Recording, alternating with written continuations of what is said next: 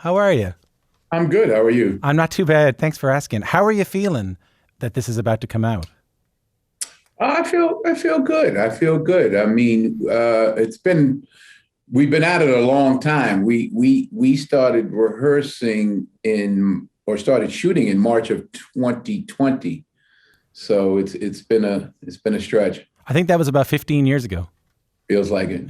And you've been doing Shakespeare for a long time. I mean, you did Othello at 20, Richard III, Don Pedro in the film adaptation of Much Ado About Nothing, Julius Caesar on Broadway.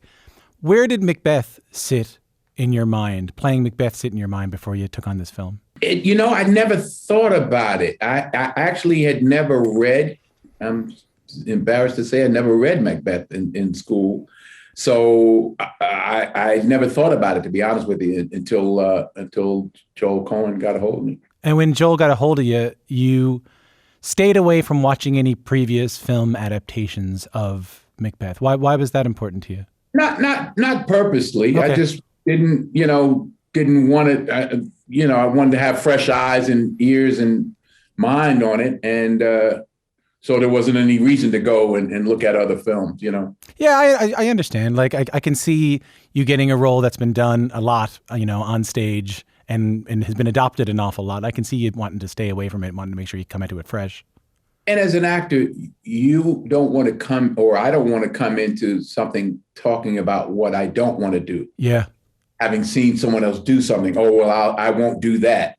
That's not the right way to approach a role. That's not the right way to approach any creative work. That's something that we all struggle with, though. Exactly. How do you then approach the accent in this when you took this on? Didn't. No accent. It's just speak the language and let it fall where it fall. Really, Joel Coen was like, because we had Brits, we had Americans, we had Canadian, we had different mixtures of folks. So we sort of found our way. I think I don't know if I'm concerned is the word, but initially they had certain ideas. I think he had ideas about what he wanted to do. But as we just kept reading it together, we sort of found the middle, if you will. So at first, were you doing it all sort of in a more modern accent or in the same kind of? I think he was asking the Brits to do an American accent, and a lot of them were very good at it. And so you couldn't tell who was American and who wasn't. And at some point, he got away from that and said, no, let's just do what feels comfortable.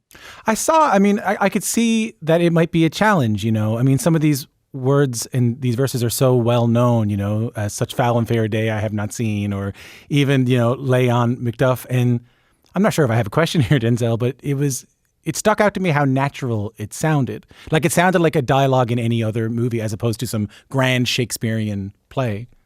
The good thing about doing a film is that you can work on a small section at a time. It's not like you have to do the 2-hour play all at once. So you might work on one scene on a particular day or maybe over 2 days with multiple takes from multiple angles. So you can start trying things different ways and not being too precious about it. Because ultimately, it comes down to what choice the director makes anyway, editorially. I think that people who are familiar with your film career might not know of your life on stage. I mean, I saw you say somewhere that theater to you is the ultimate challenge and the ultimate reward. Can you tell me more about that? Well, theater, I think, is an actor's medium. Film is a director's medium. The director in a film, the director has the final say editorially. He can be on you. He could be on the other person. He could be on the moon while you're talking or on your feet or wherever. But on stage, once the curtain goes up, it belongs to the actors. What is the challenge then of taking a piece that is so part of the theater and putting it on film? That's the challenge. I think that's more of the challenge for the filmmaker, how they're going to do that, or she's going to do that. For the actor, I think you come in and you interpret the role. It's not like, oh, my interpretation for film is different than my interpretation for theater. You know what I mean? It's not like a different discipline. I guess not. Yeah, I was wondering about, because I know in theater, and I know I'm going to be very reductive, like I'm explaining, I don't know, hockey to Wayne Gretzky right now. Oh, thank you. I appreciate that. I just thought that. You're explaining hockey to Wayne Gretzky. Thank you. I'll take that. I got to remember that. Yeah, I'll make you a shirt. You can have it. Yeah, make me a shirt. Don't explain hockey to Wayne Gretzky. And then put 99 underneath it, right on the back. And the great one on the back. That's right, the great one on the back. That's right. That's right. But I was thinking in theater, you got one crack at it. You go out and you do it every night. You do it once. And therefore, the heart and soul of a line like a line of Macbeth is given once with everything you have. But when you do it in theater, or when you do it in film, you have to do it over and over and over again and again. And in fact, in theater, you do it over and over again, too, but it's the next performance. So you do get another shot of it. On Saturdays, you definitely get 2 shots at it. You know, you do the matinee and you go, all right, but there's a new group that'll be in here tonight, and you have a chance to go right at it again. See, one of the differences, I think, in the theater is you get a chance to do it and you get to find out how the audience feels about it in the moment. In film, you don't. You know, we're shooting the movie and then, you know, 5 months later, it comes out and you're sitting at home when people are watching it. I know that part of the reason you took on this role is because you wanted to work with Joel Coen and Frances McDormand. Can you describe to me what it's like working with Joel Coen and Frances McDormand? More than I thought it was going to be. It was challenging and exciting and invigorating, and you know, we're peers and we're all around the same age. We've all been at it at the same time with a similar level of success. So to get in there together and to throw all of that away and just be, I walked into Joel's Coen's office one day and he didn't realize I had walked in. He was on his computer and I walked up to him and I was standing over him and he didn't even realize it. He was so concentrated on what he was doing. I said, Joel. He's like, what? I said, I've been standing there for like 2 minutes. You didn't even realize. That level of concentration, I'm like, if he's into it that much, then I got to make sure I'm ready and I want to be into it just like that. He fully gives himself to what he's doing, and therefore you feel the need to give yourself fully to it as well. He's a genius. What about Frances? Another genius. You know, one is 2 sides of the same coin. That, you know, he's putting it together and then she delivers. You know, so on the day with her, it was like, okay, you better be ready, D, because she's going to be ready. But that's what you want. That's what a collaboration is all about. Can you tell me something about that? Like, can you give me an example or a story about working? Because Frances, I should say, plays Lady Macbeth. You play Macbeth. Can you give me a story or an example about that dynamic? Because it's an interesting one in theater history, right? Well, it's just her energy coming in the room. She's just a unique individual, first of all, and powerful and strong and talented. So that energy coming into the room lifts your game up immediately. They're like, this is Frances McDormand. Like, okay, all right, here we go. You know, it's fun. It's exciting. I should also mention that you're now the first Black actor to play Macbeth in a major Hollywood film. This adaptation also features several other Black actors in key roles: Corey Hawkins, Moses Ingram, Sean Patrick Thomas. What did it mean for you to share this moment with them too? Would you say I was the first Black actor in a major Hollywood film to play Macbeth? So, Ed. But what was the question? I'm sorry. What was the question? The question was, and you're sharing it with people like Moses and people like Sean. Like, what was it like to share that moment with them as well? I don't look at it that way. They're very talented actors that deserve to be there. So it was more about this is the truth. For everybody was keeping up with everybody else because everybody was bringing it. From Frances to Joel to the young actors to me, it was like everybody was like bringing their A game. So it was like, you better bring yours too. And that's what it's about. That's what you want. You want that excitement. You know, I've been on films where I was like, what day of shooting is this? And they're like, it's day 2. And it feels like day 58. It feels like day 50. And it's like, it's actually day 1, Denzel. So what's the secret? What's the secret to that? I mean, you're a director as well. What's the secret to creating that kind of environment? Hopefully finding material that makes you feel that way and finding other artists that feel that way. And isn't it interesting that the material that can make you feel that way is material from hundreds and hundreds of years old?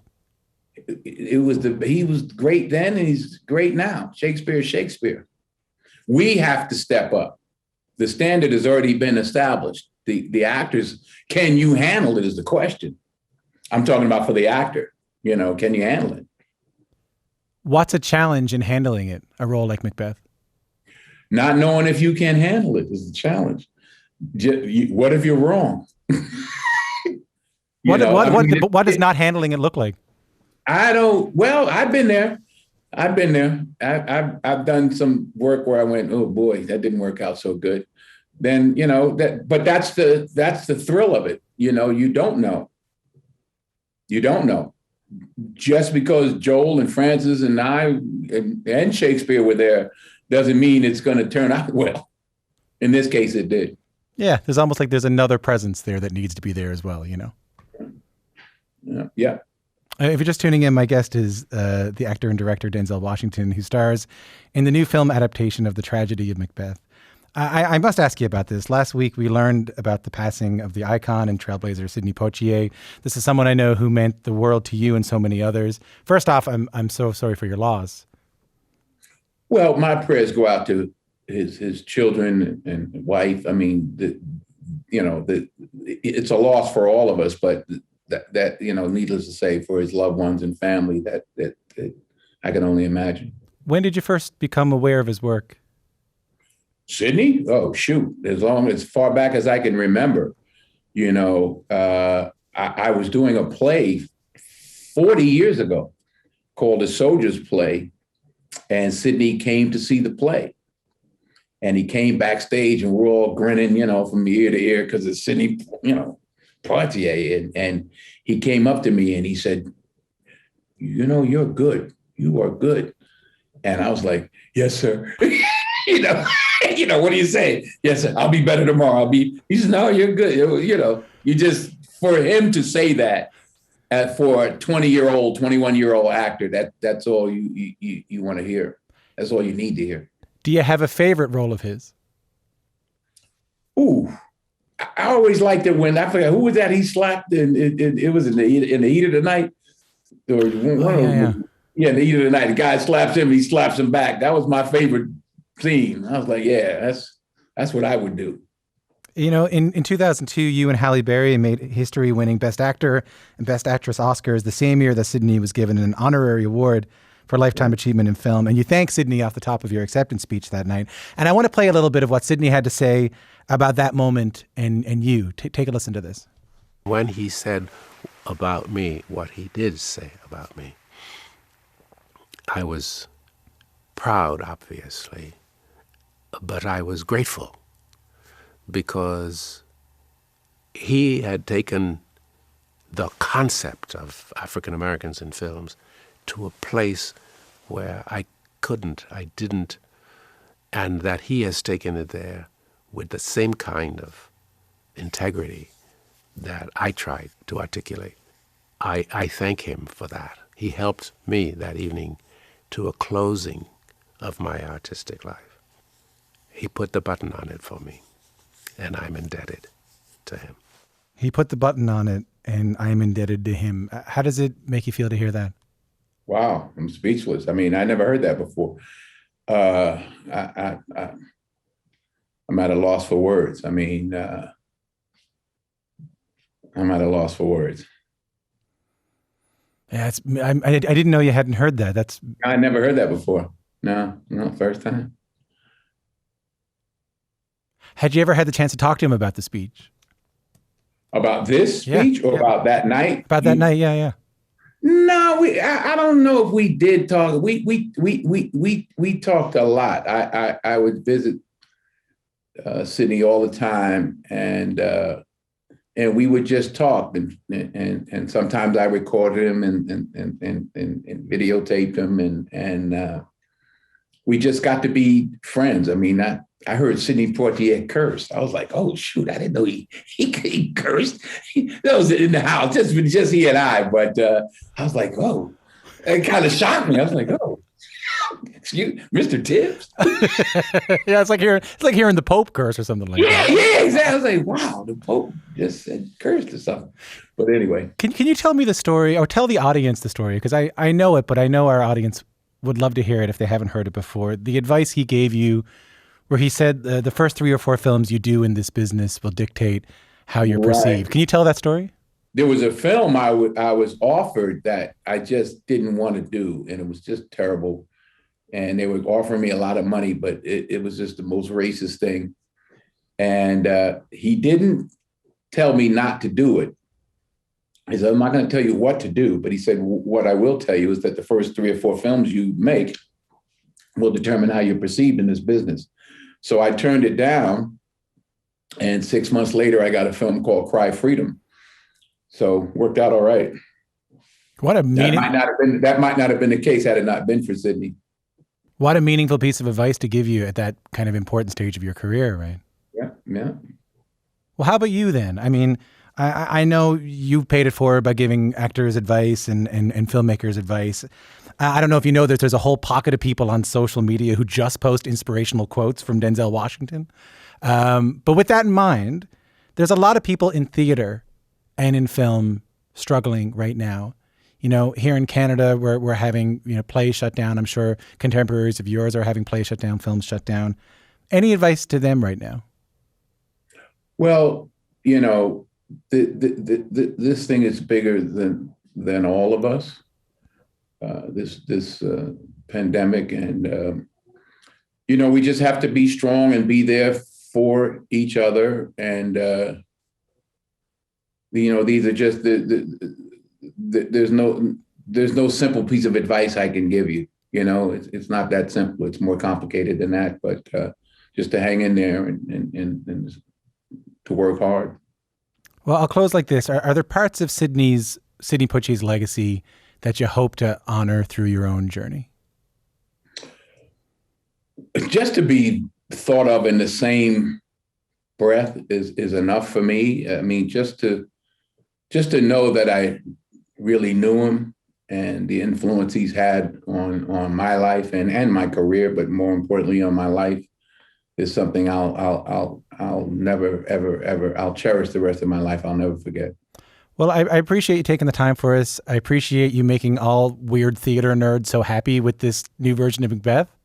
Especially, I was telling you, my mom taught Macbeth in high school English, so she's delighted about it. So if nothing else, I appreciate that. Tell your mom I said hello, and I'll see her in class. The Wayne Gretzky of theater, everybody. The Denzel Wayne Washington. Gretzky of theater, that's right, number 99. Joins me now. He's an award-winning actor and director. You can catch him starring in his latest film, The Tragedy of Macbeth, on Apple TV Plus, starting this Friday.